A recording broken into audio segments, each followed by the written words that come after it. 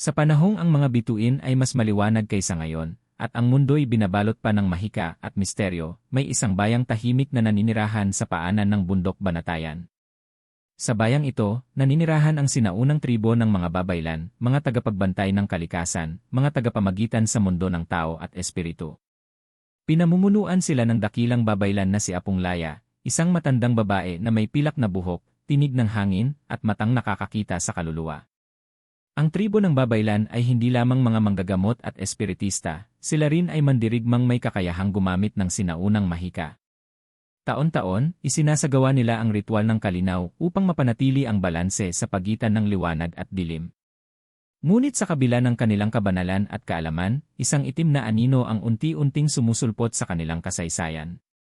Mula sa kabilang panig ng kabundukan, sa masukal at madilim na kagubatan, nananahan ang isang lahi ng nilalang na tinatawag na aswang. Sila ay mga nilalang na dating tao, isinumpa ng kasakiman at kapangyarihan. Sa pangunguna ng isang nilalang na tinatawag na Supremo, ginamit nila ang itim na mahika upang manalasa sa mga tao. Si Supremo ay minsang isang babaylan din, isang alagad na bumaligtad sa liwanag at lumubog sa kasamaan dahil sa pagnanais niyang maging makapangyarihan sa lahat. Isang gabi ng dilim na walang buwan, dumating ang una sa maraming digmaan. Nagningning ang langit sa pagbulusok ng kidlat habang ang mga babaylan ay inatake ng mga nilalang na may matang pula, matatalim na kuko, at mga pakpak ng paniki.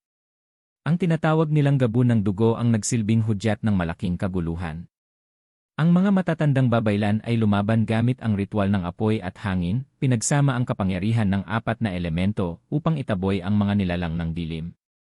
Ngunit para sa bawat aswang na kanilang napapatay, may kapalit itong isa pang kasapi na nawawala o nadadala sa kabubatan upang gawin ding halimaw. Isa sa mga nasawi ay ang anak ni Apong Laya, si Katawa, isang batang may dalisay na puso at itinuturing na susunod na dakilang babaylan. Ang kamatayan ni Katawa ay nagsilbing sugat hindi lamang sa puso ng kanyang ina, kundi sa buong tribo. Isinara nila ang kanilang mga hangganan, itinago ang mga lihim sa ilalim ng mga punong halamanan, at ipinangakong hindi na muling hahayaan ang kadiliman na makapasok. Ngunit alam nilang hindi nila ito maitatago magpakailanman. Mula sa mga naiwang alaala ng digmaan, isinulat sa mga balat ng punong balete ang kasaysayan ng kanilang laban. Ipinasa pa sa ito sa bawat henerasyon bilang babala at paalala, ang dilim ay laging babalik kung ang liwanag ay tumitigil sa pagtanglaw. Lumipas ang mga siglo at tila nanahimik ang mundo. Ang mga aswang ay muling nagkubli sa anino, habang ang mga bagong babaylan ay namuhay sa paghilom at pagtuturo sa mga bata. Ngunit sa ilalim ng katahimikang iyon, ang lakas ni Supremo ay muling binubuo mula sa galit, uhaw sa paghihiganti, at ang sumpang hindi pa tuluyang nababasag. Sa gilid ng tribo, sa isang maliit na kuweba malapit sa ilog Tabuko, isang mahiwagang sinag ang nagsimulang sumilay. Isa itong hudyat sa mga matatandang babaylan, ang siklo ng banggaan ay muling magsisimula. At sa pagkakataong ito, hindi na sapat ang mga lumang kaalaman. Kailangan nila ng isang bago, isang pinunong may dugong sinauna, ngunit may pusong bago, isang tagapagmana ng liwanag na kayang humarap sa madilim na kinabukasan. Pagbabalik ng Supremo ng kadiliman sa kalaliman ng kagubatan ng gubang itim, sa pinakailalim ng hukay na tinatawag na bitukang lupa, nanatiling nakapiit ang katawan ni Supremo. Daan-daang taon na ang lumipas mula nang siya'y talunin ng mga babaylan at itakda sa ilalim ng lupa gamit ang tatlong sagradong tatak, ang panitik ng apoy, tatak ng hangin, at bakal ng buwan. Ngunit kahit papigil ang kanyang katawan, hindi kailanman tuluyang napatid ang kanyang espiritu. Habang lumilipas ang mga taon at unti-unting nakalimutan ng mga bagong henerasyon ang kasaysayan ng sinaunang digmaan, unti-unting lumalakas muli ang enerhiya ng Supremo.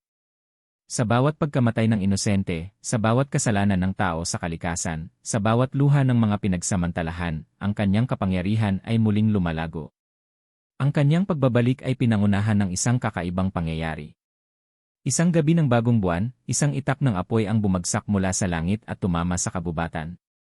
Nang marating ng mga mangingisda sa ilog ang lugar, nakita nilang nagliyab ang lupa, ngunit sa halip na masunog, ang paligid ay nagyelong itim. Isa lamang ang kahulugan nito para sa mga matatandang babaylan, ang selyo ay nabasag. Sa kabilang dako, sa liblib na bahagi ng tribo ng babaylan, nakaramdam ng kakaibang pagkagising si Apong Laya. Sa kanyang panaginip, siya ay dinala ng kanyang espiritu panggabay, isang puting uwak, sa isang madilim na kuweba kung saan nakita niya ang isang nilalang na may itim na mata at katawan na parang abo. Nang tignan siya ng nilalang na ito, isang tinig ang dumagundong sa kanyang isipan, babalik ako, Laya. At sa pagbalik ko, walang matitira sa liwanag. Nagising siyang pawisan, nanginginig, at may dugong lumalabas sa kanyang ilong. Ipinatawag niya agad ang konsilyo ng liwanag, ang mga natitirang matatandang babaylan na nagtataglay pa ng sinaunang kaalaman. Sa gitna ng pagpupulong, iisa ang kanilang kinikilalang katotohanan, ang Supremo ay bumabalik. Samantala, sa isang karatig baryo na matagal nang hindi pinupuntahan ng mga babaylan, may mga ulat ng mga taong nawawala, hayop na kinakatay at iniwang wala ng laman, at mga batang nakikitang lumulutang sa hangin habang natutulog. Hindi nila alam, ito na ang simula ng muling pananakop ng mga aswang. Isa-isang nagising ang mga nilalang na ilang dekada ng tulog, mga manananggal na gumigising tuwing buwan ng tagtuyot, mga sigbin na sumusunggab sa mga batang paslit, at mga tikbalang na nanghihilo ng mga manlalakbay sa kagubatan. Ang mga aswang ay hindi lamang basta halimaw, sila'y mga sundalong nilalang ng Supremo, bawat isa ay sinumpa ngunit masunurin. Sa bagong panahon, sila'y nagsimula ng bumuo ng mga kawan ng kadiliman, mga grupo ng mga halimaw na may kanya-kanyang pinuno. Isa sa kanila ang kilala sa pangalan na Daga, isang babaeng manananggal na dating tao rin, iniligtas noon ng mga babaylan, ngunit nagbalik sa kadiliman para sa paghihiganti. Habang lumalaganap ang lagim, isa pang pangitain ang bumisita kay Apong Laya, isang babae, may apoy sa mata at tubig sa puso. Siya raw ang magtatapos ng kasaysayan. Kaya't isinugo niya ang isa sa kanyang mga apo upang hanapin ang batang ito. Sa kabilang dulo ng lambak, may isang batang babae na lumaki sa piling ng kalikasan, may pangalan na laging inuulit ng hangin, Amara. Sa murang edad, marunong siyang kumausap sa mga hayop, nakadarama ng emosyon ng mga halaman, at kapag siya'y umiiyak, tila umiiyak din ang langit. Ang kanyang ama ay isang mangingisdang nawawala sa dagat, at ang kanyang ina ay isang babaylan na matagal nang namahinga.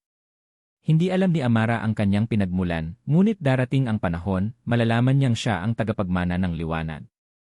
Habang dumarami ang ulat ng kababalaghan at pag-atake, dumating sa tahanan ni Amara ang matandang alagad ni Apong Laya. Taglay nito ang isang sibat na yari sa punong yakal, isang kwintas na may balat ng ahas, at isang mensahe, dumating na ang panahon. Ikaw ang tinatawag ng mga diwata, Amara. Hindi ka na maaaring manatiling tahimik. Darating siya, ang Supremo. At sa iyong kamay, nakasalalay ang kinabukasan ng lahat. At sa pagsikat ng araw sa silangan, habang dumadagundong ang kulog sa kabila ng liwanag, nagising ang Supremo sa kanyang piitan. Umangat ang lupa, pumutok ang mga ugat ng mundo, at isang tinig na gaya ng libong kaluluwa ang umalingaw-ngaw sa kagubatan, Ang piniling tagapagmana sa katahimikan ng nayon ng katutubong sipag, isang batang babae ang namumuhay sa piling ng kalikasan, hindi alam ang kanyang mahalagang papel sa paparating na digmaan. Siya si Amara, 16 na taong gulang, anak ng isang babaylan na nawala sa panahon ng digmaan, at ng isang mangingisda na nalunod sa ilog Tabuko. Lumaki siyang inaalagaan ng kanyang lola Dilang, isang retiradong manggagamot na tahimik na tumalikod sa kanyang dating tungkulin sa tribo ng babaylan. Bata pa lang si Amara ay may mga palatandaan na ng kakaibang lakas. Kapag siya'y nagagalit, umiihip ang hangin ng marahas. Kapag siya'y malungkot, bumubuhos ang ulan. May mga oras na nakikita siyang nakikipag-usap sa mga hayop, at kahit ang mga ligaw na leon sa kabubatan ay lumalapit sa kanya na parang alagang aso. Ngunit sa kabila nito, itinago ni Lola Dilang sa kanya ang katotohanan na siya ay bunga ng isang sinaunang propesya. Samantala, sa kabundukan, nagtipon-tipon ang natitirang konsilyo ng liwanag. Ang mga matatandang babaylan, pinamumunuan pa rin ni Apong Laya, ay hindi na kayang lumaban tulad ng dati. Isa-isa na ring humihina ang kanilang lakas. Ang pagbabalik ng Supremo ay nangangailangan ng bagong tagapagdala ng liwanag, isang pinuno na magdadala ng huling pag-asa ng sangkatauhan. Ayon sa sinaunang aklat na tinatawag na Kabilin ng Apoy, ang tagapagmana ay ipapanganak sa ilalim ng pulang buwan, may puso ng tao, at lakas ng kalikasan. Dito nila muling natuklasan ang pangalan ni Amara. Ipinadala ni Apong Laya ang kanyang matapat na alagad na si Tata Pulong, isang mandirigmang babaylan na may kakayahang kausapin ang mga puno at gamitin ang kanilang lakas. Nang marating niya ang nayon ni Amara, agad siyang nakaramdam ng kakaibang enerhiya sa paligid, ang hangin ay tila may buhay, ang mga ibon ay umaawit ng kakaibang himig. At sa unang tingin pa lang niya kay Amara, alam niyang siya na nga ang pinipili ng kalikasan. Amara, sabi ni Tata Pulong, ang iyong dugo ay may halong liwanag ng mga ninuno. Ang iyong puso ay pintuan ng mga diwata. Kailangan ka namin. Kailangan ka ng buong mundo. Naguluhan si Amara. Hindi siya sanay sa digmaan. Hindi niya kilala ang kanyang ina bilang babaylan, at ang mga kwento ni Lola Dilang ay tila mga alamat lang noon. Ngunit sa gabi ring iyon, habang siya'y natutulog, napanaginipan niya ang isang balon ng apoy na unti-unting nilalamon ng itim na usok. Sa gitna nito, may isang babaeng kagaya niya, umiiyak at sinisigaw ang kanyang pangalan. Pagkagising niya, nagpasya siyang sumama kay Tata Pulong papunta sa sentro ng liwanag, ang lihim na kuta ng mga babaylan sa ilalim ng bundok. Sa pagdating niya roon, sinalubong siya ni Apong Laya. Mataas ang edad nito, ngunit matalim pa rin ang tingin, parang apoy na walang kupas. Amara, wika ni Apong Laya, ikaw ang huling pag-asa. Ngunit bago ka maging pinuno, kailangan mong dumaan sa 3 pagsubok ng liwanag, katawan, isip at kaluluwa. Unang pagsubok, katawan, iniharap si Amara sa isang halimaw ng bundok, isang nilalang na gawa sa bato at ugat, pinagbantay ng kalikasan sa kanyang lakas. Ang layunin, talunin ito, hindi sa pamamagitan ng dahas, kundi sa pangunawa. Sa gitna ng laban, naalala ni Amara ang mga kwento ng kanyang lola na ang bawat nilalang ay may dahilan. Tumigil siya sa pakikipaglaban at pinakinggan ang nilalang. Dito niya natuklasan, ang halimaw ay dating bantay ng kabubatan, nagalit lamang sa mga tao dahil sa pagputol ng puno. Sa pagtanggap at pangako ni Amara na ipagtatanggol ang kalikasan, tumigil ang nilalang at yumuko sa kanya. Ikalawang pagsubok, isip ipinasok si Amara sa isang pook ng ilusyon, kung saan nakita niya ang mga taong minahal niya na unti-unting nagiging aswang. Dito tinest ang kanyang tiwala sa sarili. Ang pinakamahirap na bahagi ay ang makita ang kanyang lola Dilang na sinasabi sa kanya, wala kang halaga. Hindi mo sila maililigtas. Ngunit alam niyang hindi ito totoo. Sa pamamagitan ng lakas ng loob, natalo niya ang ilusyon at tuluyang nagising. Ikatlong pagsubok, kaluluwa sa huling pagsubok, dinala siya sa sagradong lawa ng aninong puti, kung saan kailangan niyang harapin ang kanyang pinakatatagong takot, ang pag-abandona. Sa tubig, nakita niya ang imahe ng kanyang ama at ina, umiiyak habang papalayo. Bakit niyo ako iniwan? Sigaw niya. Ngunit mula sa ilalim ng lawa, isang liwanag ang umangat, ang sagot, hindi ka iniwan. Inihanda ka. Matapos ang 3 pagsubok, bumalik siya sa sentro ng liwanag. Lumuhod sa harapan niya ang mga matatandang babaylan, at sabay-sabay silang sumigaw, mabuhay ang bagong tagapagmana. Mabuhay si Amara, ang batang liwanag. Ngunit habang nagdiriwang sila, isang madilim na ulap ang sumakop sa langit. Sa gitna ng kulog, lumitaw ang isang anino, hindi pa si Supremo, kundi ang kanyang unang general, si Ginoong Alon, isang nilalang na may pakpak ng paniki at boses ng ahas. Nagbabala siya, sa loob ng 7 araw, babalik ang Supremo. At sa kanyang pagbabalik, wala ng liwanag na matitira. Habang papalayo ang anino sa ulap, si Amara ay nakatayo, hindi na ang batang natatakot, kundi ang pinunong handang lumaban. Yay! Mga nilalang ng gabi habang naghahanda ang tribo ng babaylan sa nalalapit na pagbabalik ng Supremo, unti-unting lumalabas sa mga liblib na lugar ng kapuluan ang mga kasangkot niyang hukbo, ang mga nilalang ng gabi. Hindi lamang sila basta-basta mga halimaw, sila'y sinaunang mga nilalang na isinumpa, nilaso ng kasakiman, at ginising ng udyok ng kadiliman. Mula sa iba't ibang sulok ng lupa, sila'y bumalik upang sumanib sa iisang layunin, paglingkuran ang Supremo at sakupin ang mundo ng liwanag. Isa, ang pagkakaisa ng mga halimaw sa kagubatan ng gubat ng Sigwa, isang matandang mangkukulam ang bumangon mula sa kanyang libingan, Silakang Itom, isang albularyong nagtaksil sa tribo ng babaylan noon at pinaniniwala ang sinunog habang buhay. Sa kanyang muling pagbangon, binuhay niya ang mga patay sa libingan ng mga bayani ng kalikasan at nilikha ang tinatawag niyang kawal ng lupa't dugo, isang hukbo ng mga kalansay at nabubulok na nilalang, pinatatakbo ng sumpa at galit. Samantala, mula sa kailaliman ng dagat ng Siwang Dilim, gumising ang mga sirena ng dusa. Hindi na sila ang magagandang nilalang ng tubig, sila'y may mga buntot na kaliskis ng bakal, mga mata na walang laman kundi itim, at tinig na kayang baliin ang isip ng kahit sinong makarinig. Pinamumunuan sila ni Binibining Ulap, isang dating diwata ng tubig na isinumpa matapos pumili ng pag-ibig kaysa tungkulin. Siya na ngayon ang general ng mga nilalang dagat, at ang kanyang awitin ay nagdadala ng kamatayan. Sa himpapawid, mga wakwak at manananggal ang muling nagtipon sa ilalim ng bagong buwan. Sa pangunguna ni Daga, ang babaeng manananggal na minsang iniligtas ng mga babaylan, ngunit nagtaksil sa kanila, nagsimula silang mangolekta ng dugo ng mga birhen, sangkap sa ritual na magbubukas sa pintuan ng walang hanggan. Ang lagusan kung saan lubusang makakabalik ang buong lakas ng Supremo. 2. Ang ugnayan ng kadiliman sa gitna ng kaguluhan, sa isang lihim na pagpupulong sa dating templo ng mga diwata sa bundok alon-alon, nagtipon ang mga pinuno ng bawat lahi ng dilim. Doon, sa lilim ng punong walang dahon at sa ilalim ng bituing pula, nanumpa silang itutumba ang liwanag. Lakang itom ang tagapagsalita ng lupa. Binibining ulap ang tinig ng tubig. Daga ang anino ng hangin. At isang bagong nilalang, si Santong Itim, ang dating tagapagbantay ng mga banal na lugar na isinumpa, dahil sa pagnanasa sa kapangyarihan, ang magsisilbing arkitekto ng digmaan. Sabay-sabay silang nagsabi ng panatang ito, sa ngalan ng Supremo, iaalay namin ang gabi. Hindi na kailanman sisikat ang araw sa mundong ito. 3.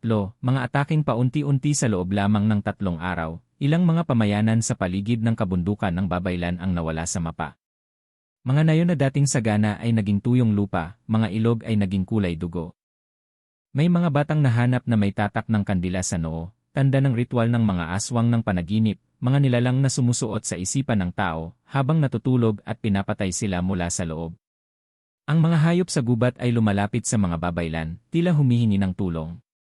Isa sa kanila, isang puting usa, ang lumapit kay Amara na may sugat sa likod. Sa pamamagitan ng kanyang kamay, pinagaling niya ito, at doon niya nalaman mula sa espiritu ng hayop, hindi lang tao ang pinapatay ng dilim, pati ang kalikasan. 4. Pagbabantay sa liwanag sa kabila ng mabilis na pagsakop ng dilim, hindi rin nagpapabaya ang tribo ng babaylan. Pinamunuan ni Apong Laya ang pagtawag sa mga diwata ng apoy, mga nilalang ng liwanag na nagtatago sa mga bulkan. Sa tulong ng mga dasal, anting-anting, at sinaunang seremonya, nagpadala sila ng proteksyon sa mga pangunahing pintuan ng mundo, mga sagradong lugar tulad ng bukal ng araw, gubat ng walang hanggan, at puso ng bundok. Sa panahon ding iyon, sinimulan ni Amara ang kanyang pagsasanay sa pakikipagdigma.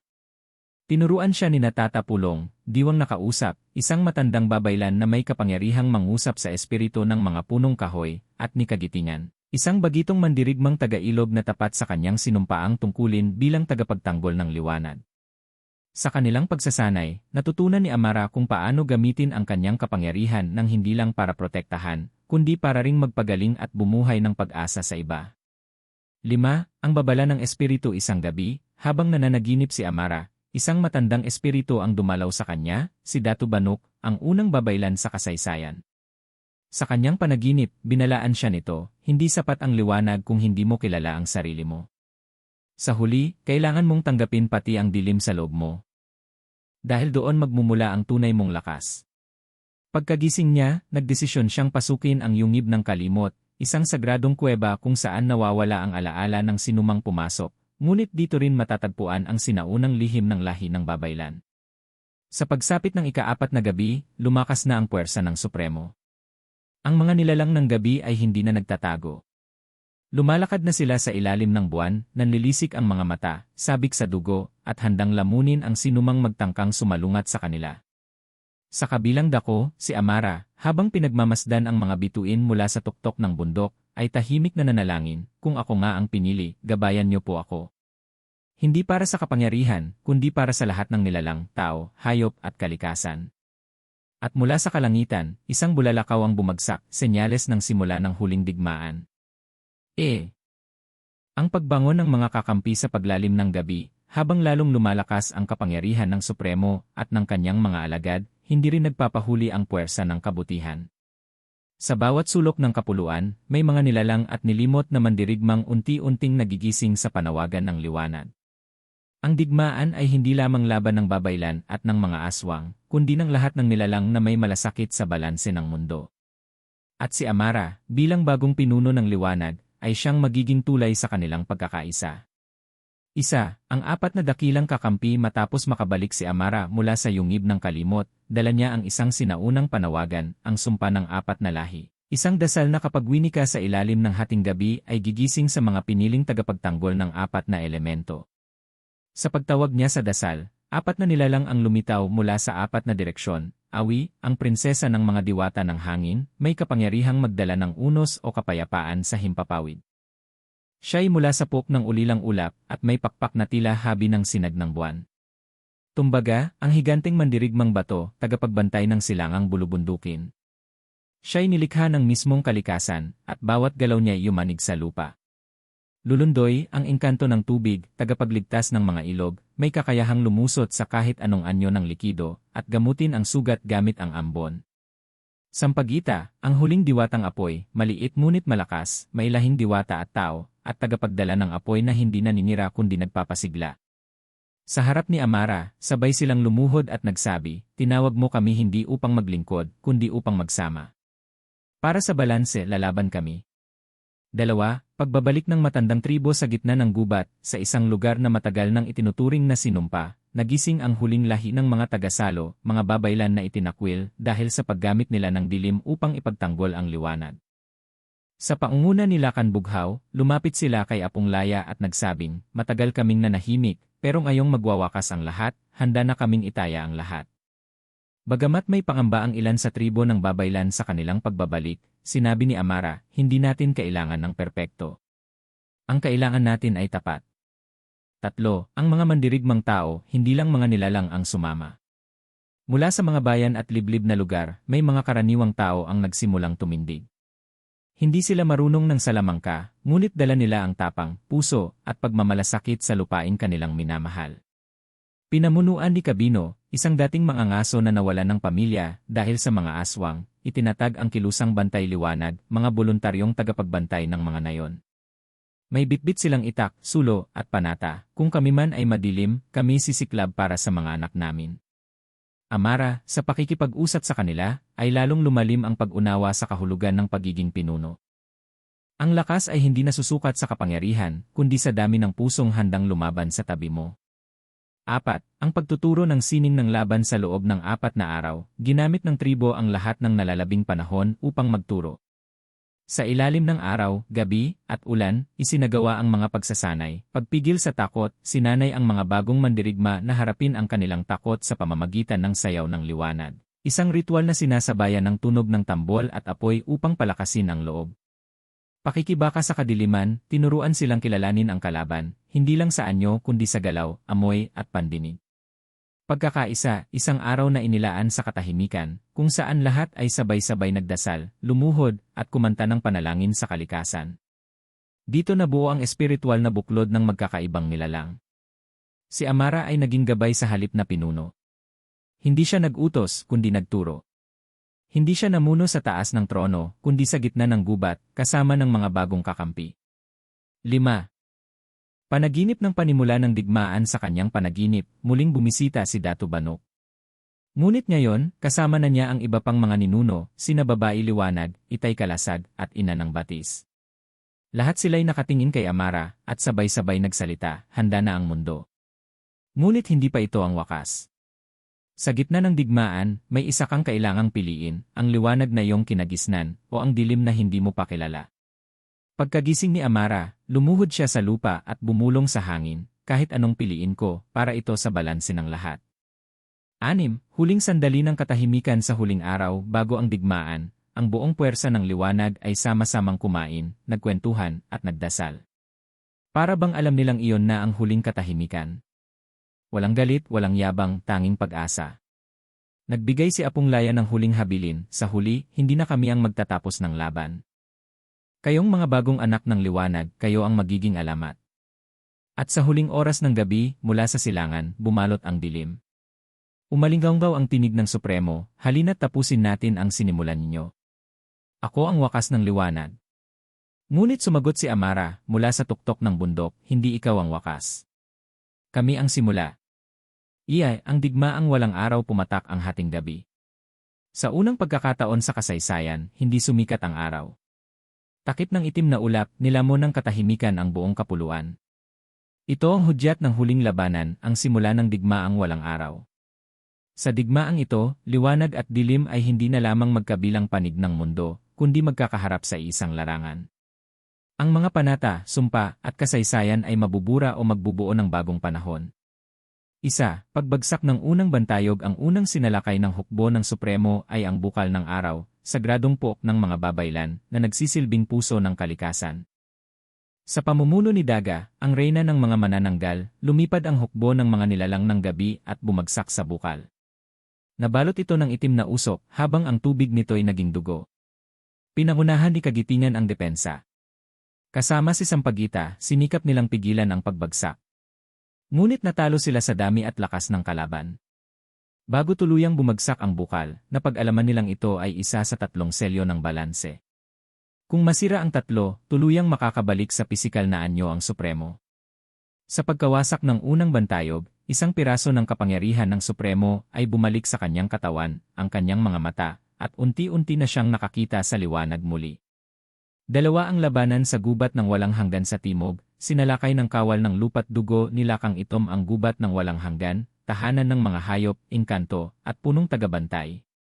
Ngunit dito sila hinarang ng mga tagasalo at ng mga diwata ng hangin, pinangunahan din na Awi at Tumbaga. Isang matinding labanan ang naganap. Ang lupa ay nayanig, ang mga puno'y nagniningas, at ang hangin ay lumakas na parang bagyong may dalang espiritu. Dito rin unang ginamit ni Amara ang siklab ng sandaigdig, isang sinaunang dasal ng babaylan na nagpapalabas ng tunay na anyo ng sinumang nilalang. Nabunyag sa gitna ng labanan na si Lakang Itom ay hindi basta nilalang, siya ay dating kapatid ng Datu Banuk na bumaliktad at pinili ang kadiliman. Bago siya mapatay, sinabi niya kay Amara, hindi mo matatalo ang Supremo kung hindi mo siya yakapin. 3. Pagpapakita ng Supremo sa gitna ng madugong digmaan, unang beses na muling nagpakita sa pisikal na anyo ang Supremo. Mula sa pugad ng ulap at itim na kidlat, bumaba siyang parang apoy na may pakpak ng uwak. Sa kanyang anyo ay tila lahat ng uri ng nilalang ng gabi ay naroroon, balat ng tikbalang, pangil ng aswang, mata ng manananggal, buntot ng sirena. Sinugod niya ang bundok alon-alon, huling selyo ng balanse. Kasama niya ang libu-libong nilalang ng gabi. Pinangunahan ni Apong Laya, Kabino, at Binibining Ulap na nagbalik sa panig ng liwanag, ang huling depensa. Ngunit isa-isa silang bumagsak. Si Apong Laya ay nilamon ng apoy. Si Kabino ay napugutan ng ulo habang nakikipaglaban. At si Binibining Ulap, bagamat nagtaksil sa dilim, ay nag-alay ng sarili upang protektahan ang bundok. 4. Ang paglalakbay ni Amara sa kailaliman habang nagkakagulo sa ibabaw, si Amara ay pinakiusapan ng mga espiritu ng mga ninuno na bumaba sa lalim ng lalim, isang misteryosong puwang sa gitna ng mundo kung saan matatagpuan ang pusong selyado, ang huling sangkap upang tuluyang mapigilan ang muling pagbabalik ng kadiliman. Sa kanyang paglalakbay, hinarap niya ang kanyang pinakamalalim na takot, ang pagiging isa ring bahagi ng dilim. Sa dulo ng paglalakbay, nakita niya ang isang salamin, at sa salaming iyon, nakita niya ang kanyang sarili bilang Supremo. Ngunit hindi siya nasindak. Sa halip, niyakap niya ito at nagsabing, hindi ko na kailangang itanggi ang dilim sa akin. Ako'y liwanag dahil kaya kong tanggapin ito. Dito siya nagising bilang ganap na babaylan, tagapagbalanse ng liwanag at dilim. 5. Huling salpukan. Bumalik si Amara sa gitna ng digmaan. Sa kanyang pagbabalik, ang kanyang katawan ay may ningning na sinasabayan ng anino. Siya'y kalahating liwanag, kalahating dilim, at ang kanyang presensya ay parehong kinatatakutan at iginagalang ng lahat. Sa tulong ng mga nalalabing kakampi, sina Awi, Tumbaga, Lulundoy, Sampaguita, at mga bagong mandirigmang tao, hinarap nila ang Supremo sa gitna ng isang sabayang salpukan. Ang langit ay dumilim, ang lupa'y yumanig, at ang hangin ay tila umiyak. Ito na ang huling banggaan. 6. Ang sakripisyo. Habang papatayin na ng Supremo si Lulundoy, pumagitna si Tumbaga at isinakripisyo ang sarili. Sa kanyang huling hininga, sinabi niya kay Amara, ang kapangyarihan ay wala sa dami ng nabubuhay mo, kundi sa mga pinili mong isakripisyo. Dahil dito, binigkas ni Amara ang huling dasal ng 4 na panig, isang panalangin na bumabalot sa lahat ng elemento, tubig, apoy, hangin at lupa. Sa bisa ng dasal, nilamon ng liwanag at dilim ang katawan ng Supremo. Ngunit hindi siya nawala. 7. Isang panibagong katotohanan. Matapos ang pagsabog ng dasal, nabasag ang mundo sa 2 anyo, isang bahagi ng liwanag at isang bahagi ng dilim. Ang Supremo ay naging ordinaryong nilalang, isang lalaki, pagod, luhaan, at tahimik. Hindi na siya halimaw kundi taong nawalan ng pag-asa. At si Amara ang unang lumapit sa kanya, inilatag ang kanyang kamay, at nagsabing, wala ka nang kailangang sakupin. Halika. Mag-umpisa tayong muli. Ang digmaang walang araw ay hindi nagtapos sa pagkamatay, kundi sa pagtanggap. At sa unang pagkakataon, ang mundo ay huminga hindi dahil sa pagwawagi, kundi sa pagpapatawad. Yay! Pagbangon ng panibagong panahon matapos ang digmaang walang araw, sumapit ang isang katahimikan na tila banyaga sa mga nilalang ng mundo. Wala nang alingawngaw ng tambol ng digmaan, wala nang sigawan ng takot o galit. Sa unang pagkakataon sa napakahabang panahon, bumalik ang liwanag ng araw, hindi dahil natalo ang dilim, kundi dahil natutong umiral ang liwanag at dilim ng magkasama. Ito ang simula ng bagong panahon, isang panahong walang supremo, ngunit may pag-asa. Walang ganap na tagumpay, ngunit may muling pagtatayo. Sa gitna ng mga abo at luha, itatayo ang mundo sa bago nitong anyo. Pagsasaayos ng mga nasirang lupa, ang buong kapuluan ay sugatan. Ang mga bundok ay gumuho, ang mga bukal ay natuyot, at ang mga punong kahoy ay nasunog. Kaya't sa pangunguna ng mga diwata, inkanto, at mga babaylan, sinimulan ang isang pambansang ritual ng paggaling. Ginamit ni Lulundoy ang kanyang tubig upang palitan ang dugo ng mga ilog. Si Awi, kasama ng mga ulap, ay bumalot sa tuyong lupa upang buhayin ang mga binhi. Si Sampaguita ay nagpaalab ng apoy na nagbibigay init, hindi pagkawasak. At si Amara, bilang ganap na babaylan, ay pinagsama ang lahat ng elementong ito sa isang dasal. Mundo, lumangoy ka sa bagong alaala. Gumaling ka hindi upang limutin, kundi upang magmahal muli. Sa mga lugar kung saan bumagsak ang mga mandirigma, itinayo ang mga batong tagapagsalaysay, sagradong bato na nagtuturo ng kasaysayan sa sinumang lalapit at magdarasal. Panibagong kaayusan dahil nawala na ang supremo, at wala na ring mataas na pinuno, pinagtibay ang isang konseho ng balanse, binubuo ng mga kinatawan mula sa iba't ibang nilalang, tao, si Kabino, anak ng yumaong Kabino, tagapagsalita ng mga mortal. Diwata, si Awi, bilang kinatawan ng hangin. Inkanto, si Lulundoy, para sa mga elementong likido. Higante, si anak ni Tumbaga na isinilang matapos ang digmaan. Aswang, si Binhi, isang batang isinilang ng aswang at tao, simbolo ng pag-asa. Layunin ng konseho ang panatilihin ang balanse sa pagitan ng liwanag at dilim. Hindi na tinataboy ang mga aswang basta-basta, bagkus, kinikilala kung sila ba'y mapanira o hindi. Sabi ni Amara sa unang pagpupulong ng konseho, ang kaaway ay hindi ayon sa lahi, kundi ayon sa gawa. 3. Buhay sa mga nayon, tahimik ang muling pamumuhay. Ang mga dating mangangaso ay naging manggagamot, ang mga tagapagsigaw ng digmaan ay naging guro ng mga alamat. Itinuro sa mga bata ang kasaysayan hindi upang takutin, kundi upang ipakita ang halaga ng balanse. Itinayo ang paaralan ng 3 panig kung saan itinuturo ang kasaysayan ng liwanag, dilim, at gitna. Si Amara mismo ang unang punong guro. At sa mga gabi, sa ilalim ng buwan, ginaganap ang sayaw ng alaala, isang pagtitipon kung saan lahat ng nilalang, mortal o hindi, ay nagsasama upang alalahanin ang mga nasawi, at itanghal ang sining ng pagkabuhay. 4. Amara bilang ina ng panahon, lumipas ang mga buwan. Si Amara ay hindi na tinatawag na pinuno o bayani. Siya na ngayon ang ina ng panahon, hindi dahil siya ang pinakamatanda, kundi dahil siya ang unang tumanggap ng dalawang mukha ng mundo, ang liwanag at ang dilim. Hindi siya namuno mula sa trono. Sa halip, siya ay naglalakad sa mga bundok, dumadalaw sa mga punong kahoy, at minsan ay simpleng nakikikain sa mga pamilya sa nayon. Lagi niyang sinasabi, ang tunay na kapangyarihan ay hindi naririnig kundi nararamdaman. Sa kanyang piling ay lumaki si Binhi, ang batang isinilang mula sa dilim at liwanag. Tinuruan niya itong magdasal, magluto, at maghilom, ngunit hindi niya itinuro kung kanino dapat kumampi. Sa halip, sinabi niya, ang bawat araw ay pagpili. Piliin mo ang makabubuti kahit walang nakakakita. 5. Pagbubukas ng mga sinaunang yungib. Isa sa mga unang hakbang ng konseho ay ang pagbubukas muli ng mga sinaunang yungib, mga lugar kung saan itinatago ang mga lihim ng mundo. Dito matatagpuan ang mga alaala ng mga pinunong nauna, mga kasulatang tinago ng mga babaylan, at mga orasyon na kayang magbalik ng kalikasan o magbura ng alaala. Ngunit sa bawat pagbubukas, isa ang laging paalala ni Amara, bago buksan ang nakaraan, tanungin mo muna kung kaya mong tanggapin ito. Dahil dito, nabuo ang aklatan ng Aninot Liwanag, isang pook ng karunungan kung saan kahit ang mga kasalanan ay itinatala, hindi upang husgahan, kundi upang pag-aralan. 6. Mga alamat ng hinaharap. Habang ang mundo ay patuloy sa paghilom, nagsimulang lumitaw ang mga bata na may kakaibang kakayahan, ilan ay may pakpak, ang iba ay may balat na parang tubig, at may ilan namang kayang makakita ng alaala ng ibang tao. Tinawag silang anak ng panahon. Sila raw ay bunga ng digmaan, hindi dahil isinilang sa gitna ng gulo, kundi dahil gising ang kanilang diwa sa bagong balanse. Pinili ni Amara na huwag silang gamitin bilang sandata. Sa halip, itinuro niya sa kanila ang musika, pagmumuni at pangangalaga sa kalikasan. Sa kanyang paniniwala, ang susunod na digmaan ay hindi sa espada. Ito'y sa loob ng puso. 7. Panibagong panata sa huling bahagi ng taon, muling nagtipon ang lahat sa tuktok ng bundok alon-alon.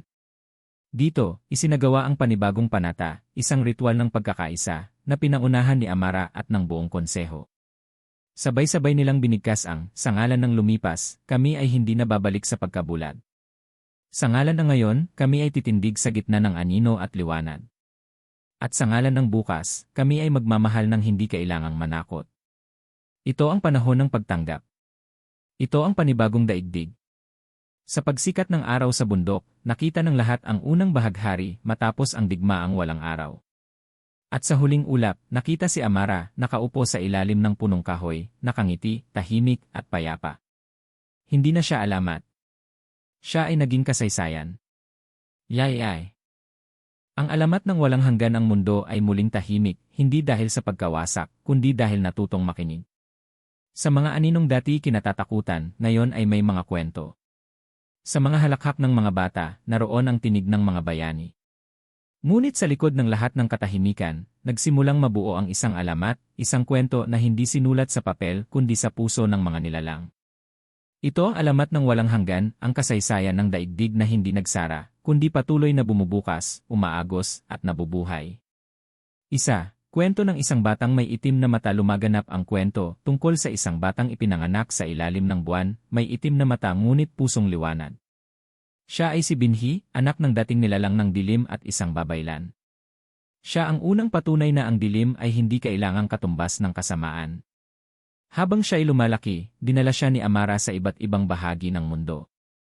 Dito niya nakita ang pagkakaiba-iba ng nilalang, may matatalim ang ngipin, ngunit marunong magdasal, may malaanghel ang mukha, ngunit puno ng inggit. At unti-unti niyang nauunawaan, ang kabutihan ay hindi anyo. Isa itong pagpili na inuulit araw-araw. 2. Pagtuturo ng kasaysayan sa mga susunod na salinlahi. Itinatag ni Amara at ng konseho ang sentro ng mga gunita, isang lugar kung saan pinagsama ang kwento ng mga tribo, nilalang, at lahi. Dito tinuturuan ang mga bata na, ang supremo ay hindi dapat kalimutan, kundi unawain. Ang mga babaylan ay hindi banal, kundi tagapamagitan. Ang digmaan ay hindi tagumpay, kundi paalala na minsan, tayo'y nawalan. Nagkaroon ng bagong uri ng edukasyon, paglilimi, pagtanggap at pagsasanay sa pananagutan. Hindi para maghanda sa susunod na giyera, kundi para maiwasan ito. 3. Mga nilalang ng panaginip. Dahil sa pagbabago ng mundo, nagsimulang magpakita ang mga tinatawag na nilalang ng panaginip, hindi aswang, hindi diwata, kundi mga espiritong isinilang mula sa imahinasyon, takot, at pag-asa ng mga tao. Ang ilan ay mukhang ulap na may mata, ang iba ay tila halimaw ngunit umiiyak ng mga bituin. Ang mga ito ay sumasalamin sa kolektibong emosyon ng sangkatauhan. Ayon sa mga bagong babaylan, habang tayo'y natututo, lumilikha tayo ng bago ring daigdig sa loob ng ating isip. Ang mga nilalang na ito ay bunga ng ating malay. 4. Ang huling lakbay ni Amara. Dumating ang panahong si Amara ay hindi na nakikitang naglalakad sa mga bundok o gubat. Siya ay nanahimik sa isang lihim na lugar, sa pagitan ng tubig at hangin, sa paanan ng punong matanda pa sa panahon. Bago siya tuluyang nawala, iniwan niya ang huling aral kay Binhi, kung ako'y mawala, huwag mo akong hanapin. Hanapin mo ang sarili mong tinig. Doon mo ako muling maririnig. At sa araw na siya ilumisan, isang malaking bulalakaw ang bumagsak sa silangan. Sa mga paniniwala, ito raw ang pag-akyat ng isang kaluluwang ganap, na hindi lang bayani, kundi tagapagsalaysay ng panahon. 5. Pag-usbong ng bagong babaylan. Sa pagkawala ni Amara, hindi iniwan ng mundo ang kanyang landas. Sa halip, sumulpot ang mga bagong babaylan, hindi lamang babae, kundi kahit lalaki, bata, matanda, at kahit mga nilalang na may dugong aswang. Ang babaylan ay hindi na lang tagapagpagaling, kundi tagapagkwento, tagapakinig, at tagaturo ng puso. Sa bawat nayon may isang tagatanod ng balanse. Hindi siya namumuno kundi gumagabay. Sa bawat henerasyon, dumadami sila hindi upang pamunuan, kundi upang mapanatili ang pakikinig. 6. Ang muling pagkakabuo ng talaan ng mga alaala. Binalikan ni Binhi ang mga dating sinaunang talaan, ang mga kasulatang nalimot sa mga yungib, ang mga panitik sa balat ng punong kahoy, at ang mga kwentong binulong sa hangin. Lahat ng ito ay tinipon niya sa aklat na pinangalanan niyang, ang alamat ng walang hanggan. Hindi ito simpleng aklat, ito ay isang buhay na aklat, na binubuo ng mga alaala ng bawat nilalang na nagsasalaysay sa tabi ng apoy, ulan, o hangin. Sa bawat kwento na isinusulat, nagkakaroon ito ng bagong pahina. At ang huling pahina ay palaging blanko, palatandaan na ang kwento ay hindi pa tapos. 7. Ang huling tanong, may katapusan ba ang alamat? Dahil wala ng digmaan, wala ng halimaw, at wala na ring bayani, ang mga bata ay nagtatanong, tapos na po ba ang alamat? At ang sagot ng mga guro, ng matatanda, ng mga babaylan, at ng mga nilalang ng panaginip ay isa. Ang alamat ay nagsisimula sa tuwing may batang nagtatanong. Habang may nagtataka, may alamat pa rin. Kaya't hindi ito natatapos, dahil ang puso ng alamat ay nasa mga mata ng mga nakikinig. 8. Muling pagsikat ng unang araw sa wakas, muling sumikat ang unang araw, isang sagradong araw kung kailan inalala ang lahat, ang supremo, ang digmaan, ang mga bayani, at si Amara. Sa araw na ito, sabay-sabay nagsindi ng apoy ang lahat ng nilalang, tao, aswang, diwata, inkanto, hayop at espiritu. Walang sermon, walang sigawan, walang musika. Tanging katahimikan lamang. At sa katahimikan, narinig ang isang tinig, tinig ng daigdig. Sabi nito, salamat sa pakikinig. Salamat sa pagtanggap. At salamat sa pagpapatuloy ng alamat. Wakas na walang wakas ang kwento ng ang huling banggaan, tribo ng babaylan laban sa supremo ng mga aswang ay hindi natapos. Ito ay ipinasa sa hininga ng hangin, sa agos ng tubig, sa tibok ng lupa, at sa pag-apoy ng puso ng bawat nagmamahal sa mundo, kahit pa ito'y may liwanag o dilim. 2.